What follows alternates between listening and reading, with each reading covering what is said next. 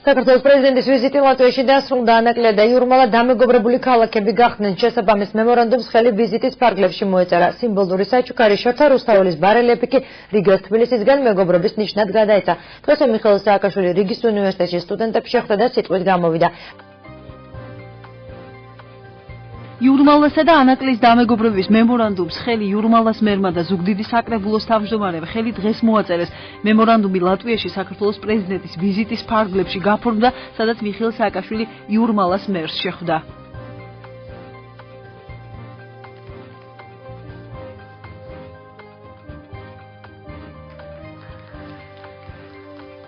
გატისტრუსკისთან ერთად მიხეილ სააკაშვილმა ზღვისპირა ქალაქის ბულვარი დაათვალიერა და სანაპირო ზოლის ინფრასტრუქტურას გაეცნო.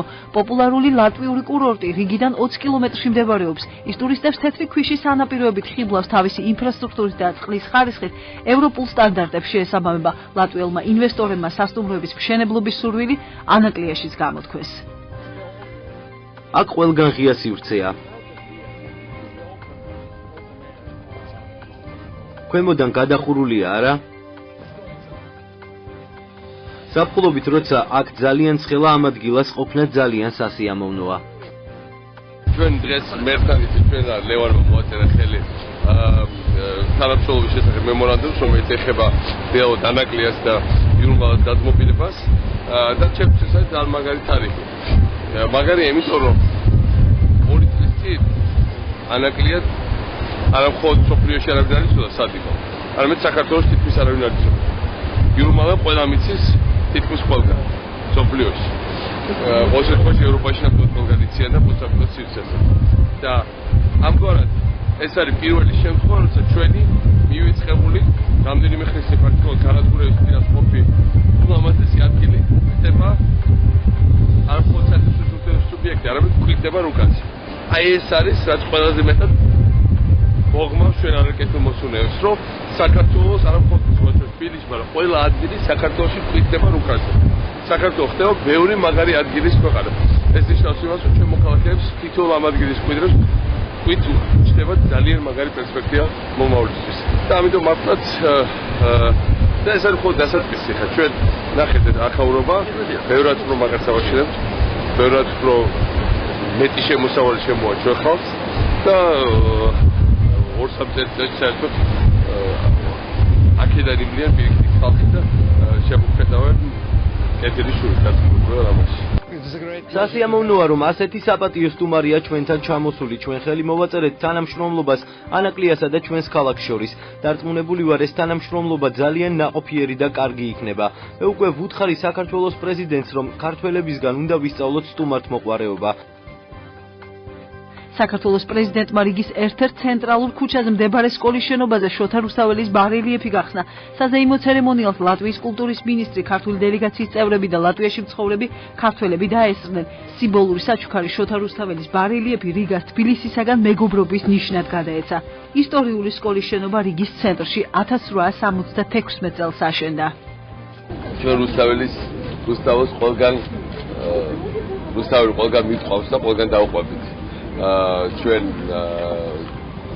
ბოლო წლებში გავხსენით რუსთაველის ძეგლი ძალიან საინტერესო კიევში, ბუდაპეშტში, რომში და ახლა ძეგლი არ არის, მაგრამ კედელზე ყველა ასეთ ცენტრალურ რიგაში მის ბარელიეფს ვსნით, იმიტომ რომ ეს არის ასევე ძალიან მნიშვნელოვანი, ძალიან ლამაზი ჟესტი ლატვიური თავრობის ლატვიის საზოგადოების მხრიდან და სადაც რუსთაველი არის საქართველოს ჩვენს და ასევე როგორც საქართველოს საელჩო არის ყველგან, ასევე რუსთაველი უნდა იყოს ყველგან, სადაც არის წარმოდგენილი საქართველოს ამიერიდან და სამუდამოდ. ასე რომ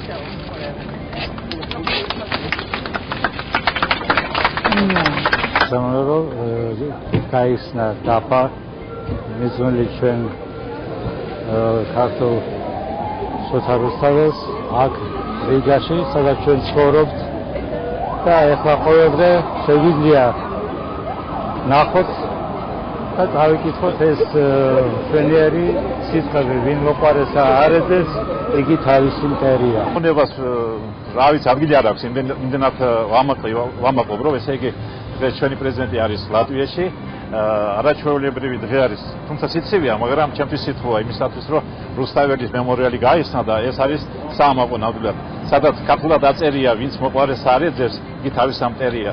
და რა თქმა უნდა, ჩვენ უნდა ვეძებოთ თელსოფლიოში ქართველებმა მოყრები და რაც უფრო მეტი მოყრები გვეყრება პრიბალტიკაში იქნება თუ თელსოფლიოში, მეტად ვიქნებით ქართველები ამაღლებულები და აღორძინებულები. საქართველოს პრეზიდენტი ლატვიის სახელმწიფო უნივერსიტეტსაც ეწვია მიხეილ სააკაშვილმა შეკრებილ სტუდენტებს საჯარო ლექცია წაუკითხა. ისაუბრა იმის შესახებ, თუ როგორ გახდა საქართველოს ნომერ პირველი რეფორმატორი და არაკორუმპირებული ქვეყანა ევროპაში. საქართველოს პირველი პირი შეეხო მენტალური რევოლუციის თემასაც. ერთსაათიანი შეხვედრის ფარგლებში საქართველოს პრეზიდენტმა სტუდენტების შეკითხვებსაც უპასუხა. მე მაქვს შეკითხვა სამხრეთ ოსეთთან დაკავშირებით. რატომ დაიწყო ეს კონფლიქტი საქართველოში? სამხრეთ ოსეთი არ არსებობს, არსებობს ცხინვალის რეგიონი, რომლის მოსახლეობაც ერთ დროს ეთნიკურად შერეული იყო. იქამდე სანამ 2008 წელს რუსეთის ჯარი არ შევიდა. მძიმე დაბომბვების დროს მე და ჩემი მთავრობის 80% შვებულებაში ვიყავით. ჩვენ ნორმალური ქვეყანა ვართ და აგვისტო შვებულებების თვეა. მათი სამიზნე იყო თბილისი და არა რომელიმე სხვა რეგიონი. ოსებს უთხრეს, რომ მათ გასათავისუფლებლად მივიდნენ. ოსებმა კი ქართულ პოლიციასთან ერთად დატოვეს ტერიტორია. დღეს დევნილთა ბანაკებში მცხოვრებთა დიდი ნაწილი ოსები არიან. ეგრეთ წოდებული სამხრეთ ოსეთის ტერიტორია დღეს დაცლილია, მხოლოდ მოხუცები დარჩნენ. ჩვენ შეგვიძლია პარალელი გავავლოთ ლატვიასთან, როცა რუსებმა ლატვიელების დეპორტაცია მოახდინეს. იგივე მოხდა აფხაზეთში 90-იან წლებში, რუსებმა 9 მილიონ ადამიანს დაატოვებინეს სახლი. აფხაზეთი იყო საქართველოს ყველაზე ევროპული ნაწილი, რომელსაც დიდი პერსპექტივა გააჩნდა. ესაა ყველაზე მოკლე გზა ევროპისკენ. ეს იცოდნენ ჩვენმა მეზობლებმა და სწორედ ამ ნაწილში დაგვარტყეს. სამხრეთ ოსეთი ხელოვნურად შექმნილი პრობლემაა და უმოკლესი გზაა თბილისამდე. ოდესმე გაგიგიათ, რომ ვინმე აღიარებდეს ოკუპაციის მცდელობას. 2008 წელს მოხდა ისე, რომ 150,000 რუსი ჯარისკაცი სამხედრო წვრთნებს საქართველოს საზღვართან ატარებდა. მაშინ როცა მე იტალიაში ვისვენებდი, რუსეთის ფლოტი საქართველოსკენ გამოემართა. ეს მეორე შემთხვევითობა იყო. შემდეგ ყველა ქართული სამთავრობო ვებგვერდი მწყობრიდან გამოვიდა და მეოთხე დამთხევა იყო ის, რომ ცხინვალში მოსახლეობის ევაკუაცია მოახდინეს. აგრესიულმა ქართველებმა და რუსებს აღარაფერი დარჩენოდათ და ცეცხლი გახსნეს. იგივენაირად დაიწყეს მეორე მსოფლიო ომი პოლონელებმა და ფინელებმა რუსეთ-ფინეთის ომის. შემდეგ ყოველთვის გამოჩნდება ადამიანი, რომელიც ამ უმსგავსობას დაიჯერებს. სიმართლე ის არ არის, რასაც რუსები ამბობენ. ნატოში ინტეგრაციის გზაზე თუ იგრძნო საქართველომ რუსეთის მხრიდან ზეწოლა. ერთადერთი რასაც რუსეთისგან გვგრძნობთ არის მისი რეაქცია საქართველოს ნატოს დაახლოების შესახებ. ჩიკაგოს სამიტი ძალიან მნიშვნელოვანი ნაბიჯი იყო. საქართველოს სამიტის ყურადღების ცენტრში იყო. ახალ ეტაპზე გადავედით. საქართველოს წევრობის საკითხი ბალკანეთის წევრებთან ერთად განიხილება. ნატოს შემდეგ სამიტზე, რომელიც გაფართოებას უნდა მიეძღვნას, ვამყარებთ დიდ იმედებს. გახარებული ვართ, თუმცა ამავე დროს ეს ძალიან დიდი გამოტვევაა. ნატოს ეს გადაწყვეტილება რუსეთისთვის ცნობილი გახდა. მედვედევმა პირადად განაცხადა, რომ აგვისტოს ომის მიზანი საქართველოს ნატოსთან დაახლოების შეჩერება იყო. მათ ეგონათ, რომ მიზანს მიაღწიეს. 4 წლის შემდეგ მოხდა საპირისპიროდ. ეს გამოჩნდა ჩიკაგოს სამიტზე. ყველაფერი ჩვეულებრივი გზით მიდის. ჩვენ არავის პროვოცირება არ გვინდა, მაგრამ რა არჩევანი გვაქვს?